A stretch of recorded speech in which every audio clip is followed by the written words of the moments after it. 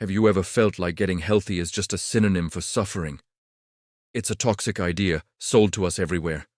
To be lean, strong, and full of energy, we're told we have to wake up at 4 in the morning, force down bland food, run until we feel sick, and spend our days feeling hungry. This isn't an accident. The wellness industry often profits from this exact belief. It sells us strict 30-day plans, harsh detoxes, and military-style workouts, knowing that most of us will fail. When we do, we feel guilty, and we're right back where we started, ready to buy their next promise. But here's the truth. Sustainable health is not about willpower. Willpower isn't some infinite resource you can just tap into. It's a finite cognitive resource, meaning it runs down just like a phone battery. If your health plan depends on you being perfectly motivated every single day and constantly fighting your own instincts, that plan is already broken. There is a much easier and more effective way to build a healthy life. It's about working with your biology, not against it.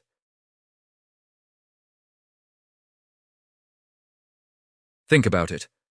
Poor health and constant fatigue are expensive states for your body to maintain. So let's step away from the oversimplified advice to just eat less and move more. The real key is something called lifestyle design.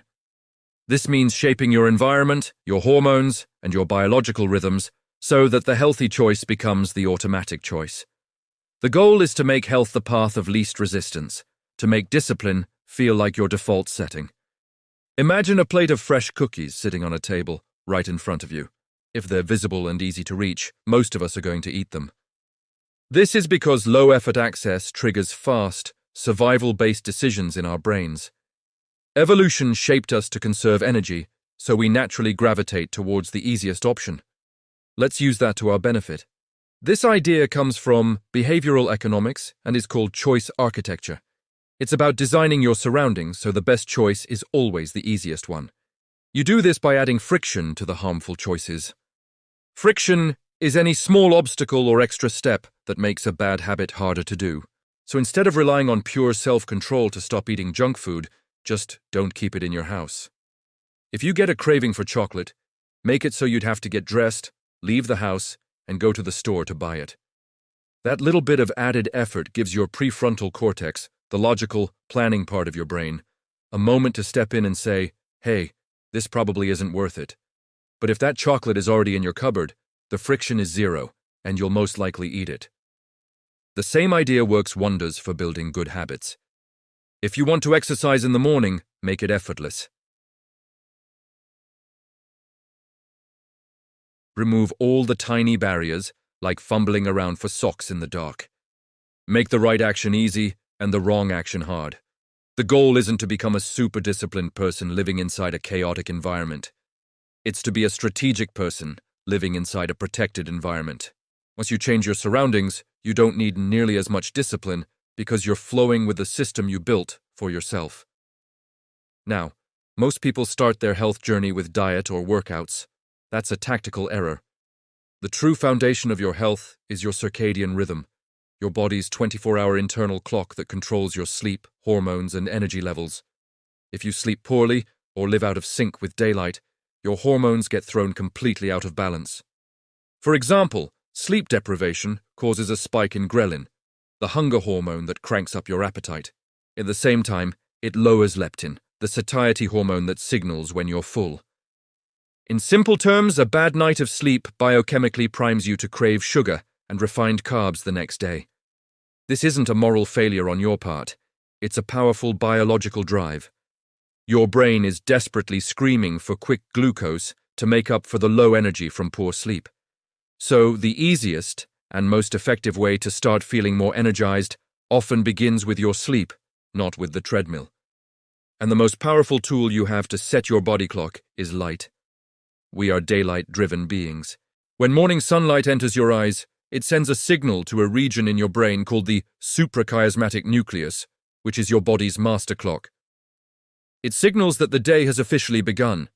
This triggers a healthy rise in cortisol, your daytime alertness hormone, and it starts a countdown for melatonin, your sleep hormone, to begin rising about 12 to 14 hours later.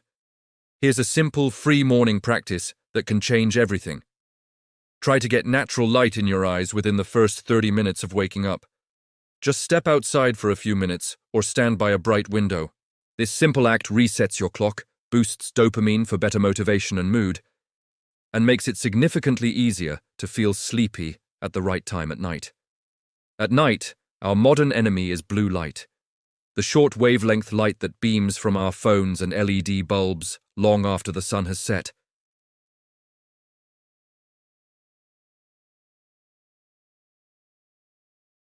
The result is shallow, unrefreshing sleep and weaker cellular repair overnight. The easy fix is to dim your indoor lights about 2 hours before bed and use night mode on all your screens. When you start sleeping well, healthy choices begin to feel natural. You wake up with actual energy. Your hunger is more manageable. Your insulin sensitivity improves, meaning your body gets better at controlling blood sugar. Those intense sugar cravings start to fade away on their own. Now let's talk about food. Traditional diets so often fail because they're built on restriction. Human psychology naturally resists strict rules. The moment you forbid a food, your brain can become fixated on it. Plus, severe calorie cuts trigger ancient survival alarms in your body that can lead to rebound overeating. A much smarter strategy is based on addition and displacement. Displacement means the better, more nutritious foods naturally push out the worse ones simply because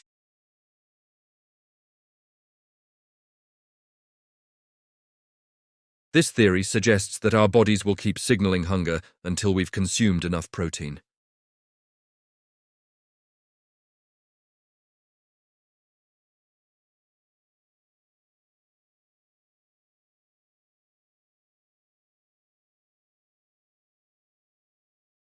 So, use a priority rule.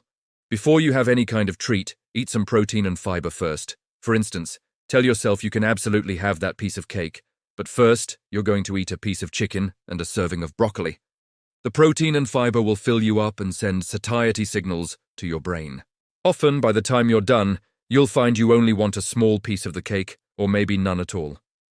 You didn't have to battle yourself, you just used your own biology to create fullness. Focus on adding water, vegetables, and protein to every meal. A well-nourished body simply doesn't have as many intense cravings. What often feels like a loss of control is actually just a poorly nourished body crying out for real nutrients in a world of empty calories. Finally, keep your body in gentle, regular movement throughout the day. Short walks, taking the stairs, light stretching, and standing breaks all help to reduce stiffness, improve your blood sugar control, and make formal exercise feel much easier when you do it. You do not need to live like a monk or train like an Olympic athlete to build a genuinely healthy life.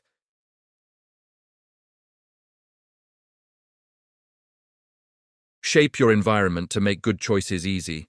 Respect the cycles of light and dark, so your hormones and sleep can work for you. Nourish your body with real food before you ever try to restrict it, and stay in steady, easy motion. This approach takes the crushing weight off your willpower. Health stops feeling like a daily fight and becomes the natural, effortless result of a system that's designed to support you. You stop rowing against the current, and instead, you learn to adjust your sails.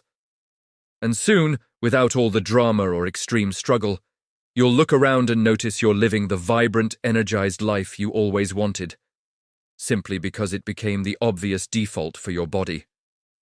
If this message helped you, please consider sharing it with someone who might need to hear it. Thanks for watching.